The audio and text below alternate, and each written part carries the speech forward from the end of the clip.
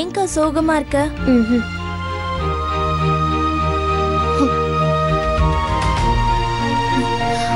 அம்மா, அக்கா ஏமா சோகமா இருக்காங்க?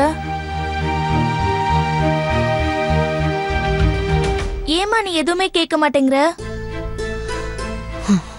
நம்மளால தானே மாரிக்கு இப்படி நடந்துச்சு. மாரிக்கு ஒன்னும் ஆகாதுக்கா, சீக்கிரமா குணமாயிடுவாரு.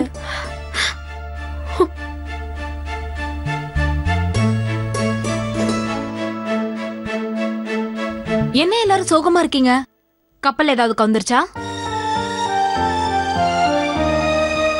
என்னம்மா சுமி, வயசு பொண்ணு எப்படி உம்முன்னு இருக்க?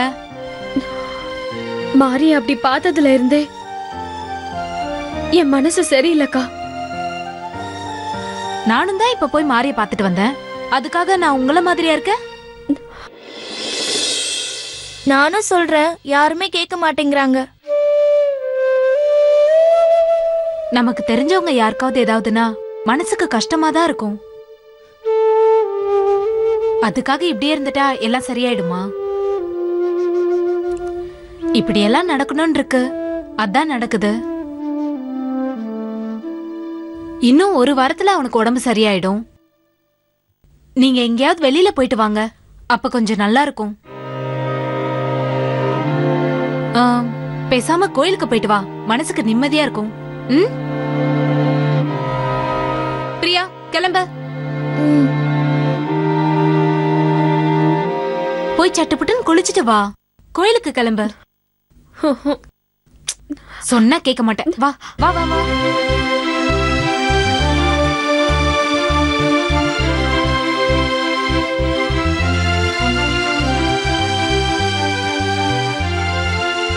ஆண்டவன் நம்ம எல்லாருக்கும் ஒரு வரத்தை கொடுத்திருக்கான். அந்த வரத்தை மறந்துட்டு நீங்க தேவையில்லாம கஷ்டப்படுறீங்க. என்னன்னு பாக்குறியா? மறதிதாமா அந்த வரம். நம்ம எவ்வளவுதான் கஷ்டத்தை கடந்து வந்திருந்தாலும், பிரச்சனைகளை சந்திச்சிருந்தாலும், அது போற போக்குல அதை விட்டுட்டு நாம வேற வேலையை பார்த்துட்டு போயிட்டே இருக்கணும்.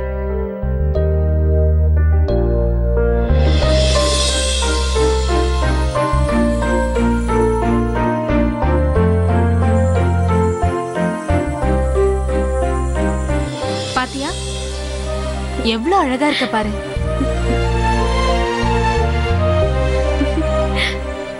என் கண்ணே பற்றும் போல இருக்கு. இப்பதான் நீ எங்க வீட்டு பொண்ணு மாதிரி இருக்க. சந்தோஷமா? சரி வா, எந்திரி.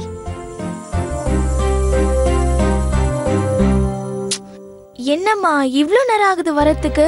வந்துருவா, இந்த வந்துட்டா. உங்க பொண்ணு எப்படி இருக்கான்னு பாருங்க. அக்கா, நீ ரொம்ப அழகா இருக்க, எனக்கே பொறாமையா இருக்கு. போதும் போதும். அம்மா, கோயில் போயிட்டு வரமா? சரிம்மா. அம்மா வரேம்மா. வரேன் ஆண்டி. ஏய், எனக்கு ஒன்னும் அவ்வளவு வயசு ஆகல, அக்கானே கூப்பிடு. சரிங்க அக்கா. வரேன்க்கா.